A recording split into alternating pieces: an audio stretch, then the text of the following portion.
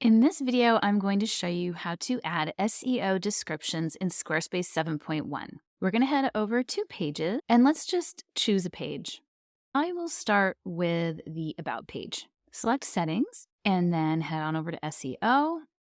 And then down here, you're going to see SEO description as being optional. And while this is optional, I highly recommend doing this because if you don't, this description will be automatically generated by search engines. So you want to have control over what this says. You want to use keywords that you know people are searching to find you online in the SEO description. And you want to write an SEO description that makes sense.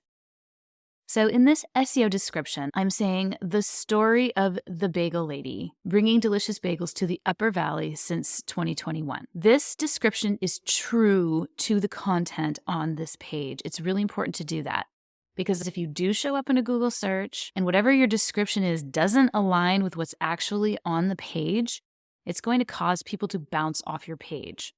And what you want is you want to keep people on your page as long as possible, because it helps with SEO, because SEO is all about the user experience.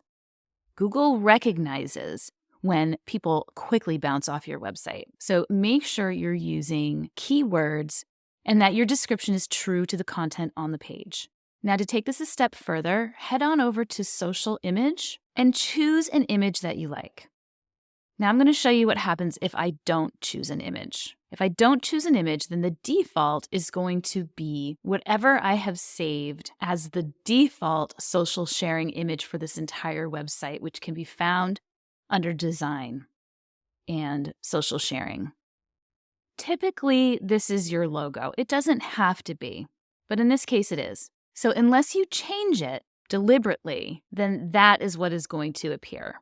So I recommend going into all of your pages and choosing an image that you like. Or if you like the way that this looks, you can certainly keep it like this. And basically what this means is when you share the URL for this page on social media like Facebook or LinkedIn, or if you share a link even in a text, this is what it's going to look like. So it's really good to have control over this.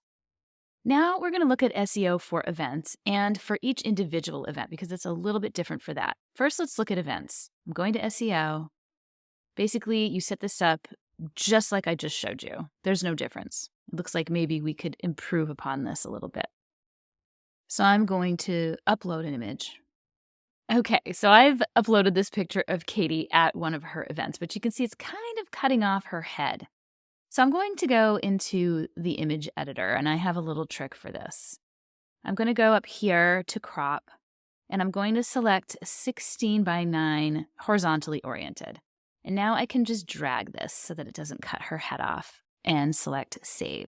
Okay, that is much better, and I'm going to save this. Now I want to actually add SEO for a specific event. So now Katie has an event coming up on Saturday. So I'm going to go into the settings for this event. And I'm going to go into SEO. And let's add an SEO description for this particular event. Okay, so I have added an SEO description here. And now I'm going into Social Image. And what it's doing is it's pulling the actual image that Katie used for this event. So rather than pulling the default social sharing image from the website, it's pulling from the event. Now, this particular image is vertically oriented, so things are going to get cut off here. If Katie wants this to look better, she might consider creating a new image in Canva that is horizontally oriented. But for now, I'm just going to keep it as is. Changing SEO descriptions and images for events is pretty much the same as doing this for blog posts. It behaves in the same way. I'll show you what I mean. I'm over on my website now, and I'm going to go into settings, and you're going to see that I have added an SEO description here for this particular blog post, and I have actually created and uploaded a social sharing image that is horizontally oriented. I always create a custom image for my blog posts because they look better when I share them on Facebook. And I would recommend doing the same thing for events because you want to share this to Facebook. It's an event. You want to announce it. Okay, coming back over to Katie's website. We're going to head over to her e-commerce page. Let's check out the SEO description for her shop. That looks great. Now let's look at the social image. That does not look great. So let's choose a better one. Okay, that is much better. So I'm going to save this. And we're going to head into the shop.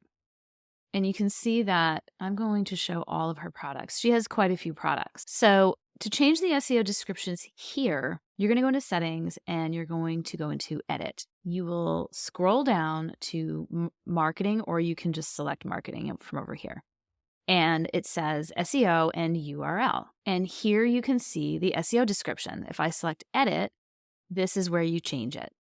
You can always change the SEO title, but I never do because whatever the title of this product is should really be good enough. It should be accurate already. But you can change it here if you want to. But basically, we just have a description of this product. And then when I go into social share, Squarespace will automatically choose your featured image for this product. We only had one image, so that's the one it chose. So it's important to note that your shop has its own SEO description and its own social sharing image, so that if you copy and paste the URL to your actual shop page, which is this page right here, it's going to look like this in Facebook, in LinkedIn, in a text that you send to someone, even when you copy and paste the URL in an Instagram message. This is what it's going to look like. It's going to change depending on the size of the screen, of course. I recommend just making it look good here. And then you're going to have a completely separate SEO description and social sharing image for each individual product. So if I were to share the URL for this product, it would look just like this. There's one page that is different from the others, and it is the home page. And it's going to be the page that has been set as the home page. And you can tell which page that is because it has a little picture of a house next to it. If you go into these settings and you try to change the SEO description, you'll notice that it tells you can't do it here. Apparently, it does give you an option for an alternative social sharing image for the home page. So you can do that here if you want to, but the SEO description needs to be done in website SEO settings. And if you click here, it will take you directly to the area where you want to put this SEO description. But I'm not going to do that because I want to show you how to get there another way. If we go back to the main panel and select marketing, select SEO, and this is where you're going to put the description. You can see that if you try to edit it up here, nothing happens. You need to make those edits down here. If you want to change the social sharing image, that needs to be done in the design panel. So I'm going to the design panel and I'm going into social sharing, and I'm going to replace this because it doesn't really seem to be showing up very well anywhere. So I can upload a file, but this also gives me the option to choose an image from my library. Now, your library is going to contain all of the images that are on your website. That way you don't have to keep uploading the same images over and over again. So let me just see what I got here. I'm going to select the picture of Katie. Now, she may not like that, but the reality is pictures of smiling women sell best. That, and also the fact that Katie is running a local business. She serves the local community, and her face and bagels are very recognizable. So, sorry, Katie, but we're using it.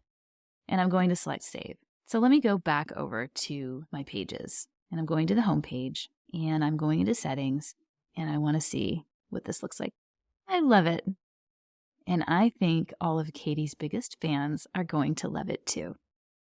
So if you're designing your own Squarespace website, make sure that you check all of these before you publish. This is part of SEO best practices. Is this going to make you show up on page 1 of Google searches? Probably not. There is a whole lot that goes into SEO besides having good SEO descriptions. But having good SEO descriptions is a part of it. And incidentally, If you have a page that you don't want to show up in SEO searches, like for example, this is a links page that I created for Katie that she can use in her Instagram profile. It looks kind of funky here, as you can see, but that's okay because this page wasn't designed to be viewed on desktop. It's designed to be viewed on mobile.